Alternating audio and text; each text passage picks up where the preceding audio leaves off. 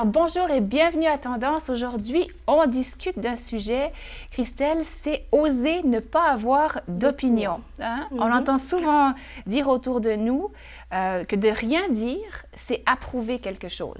Est-ce que tu penses que c'est vrai? En quelque sorte. Tu sais, des fois, quand tu ne dis rien, ben, ça veut dire que tu approuves la chose, mais pas forcément parce qu'on va le découvrir que parfois, tu n'as juste pas d'opinion ou tu ne veux pas te prononcer sur quelque chose. Exactement. Alors, on va commencer par une définition, comme on aime bien le faire selon Larousse. Donc, une opinion, c'est un jugement, un avis, un sentiment qu'un individu ou un groupe émet sur un sujet, sur des faits ou sur ce qu'il pense. C'est exprimer son opinion au cours d'un débat ou une opinion des critiques. Alors, une opinion n'est pas un fait. Et ça, je pense que c'est important qu'on le souligne. C'est un point de vue personnel par rapport à un sujet. On a toujours tendance à le confondre. On a l'impression que ce que toi tu dis, c'est pas des faits quand même. Non. C'est juste ton opinion à toi, c'est ton idée, ta perception. C'est pas la chose. Exactement. Et on sait que les opinions sont nécessaires lorsque l'évidence est contradictoire, comme la politique, les conseils de vie, certaines tendances médicales. On l'a vu à travers la pandémie. Il fallait se faire une opinion avec des évidences qui étaient contradictoires. Et ça a été très compliqué. On a le droit d'avoir des opinions. Hein? On a le droit, mais bien sûr. Quelque chose, on n'est pas d'accord, ben, on peut discuter sur ça. Absolument, absolument. Et aussi, les opinions sont nécessaires lorsque l'évidence est difficile à interpréter, quand ce n'est pas juste noir ou blanc. Aussi, lorsqu'il n'y a pas une définition claire ou évidence, comme le sens de la vie. Tout le monde peut avoir une opinion différente sur le sens de la vie, ou lorsque l'évidence est présente, mais que les gens ne savent pas l'interpréter. Et je pense que c'est important qu'il y a de savoir que dans certaines situations, on peut ne pas avoir d'opinion. Et des fois, c'est la meilleure chose à dire ou à ne pas dire. C'est de dire, écoute, moi, j'ai réfléchi, j'ai pas assez de faits concrets, j'ai pas réussi à me forger une opinion, je préfère m'abstenir que d'amener mon point de vue qui va juste envenimer la discussion. C'est ça prend beaucoup d'humilité de le faire, c'est de juste reconnaître que moi, j'ai pas assez d'informations. C'est ça. Je préfère pas rentrer dedans.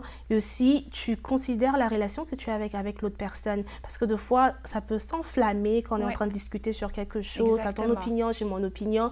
Après, ça devient personnel. Exactement. C'est si tu considères ou tu values, je sais pas si ça se dit en français. Tu valorises la relation que tu as avec la personne. Tu te calmes, tu te dis, ben, moi, je préfère ne pas discuter là-dessus. Et on réalise aussi que les opinions non réfléchies ou inconsidérées brisent les règles des opinions. Elles sont alimentées par la désinformation, le jugement, le narcissisme et souvent la haine.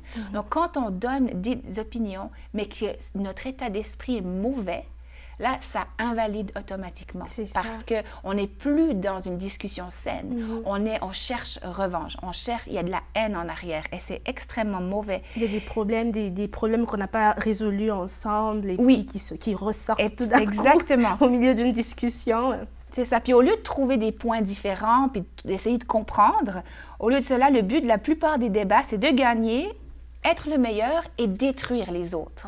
Donc là, ça devient compliqué. Donc c'est pour ça que si on ose ne pas avoir d'opinion, certaines fois, c'est pour sauver les relations et c'est pour garder la paix. Donc c'est un art.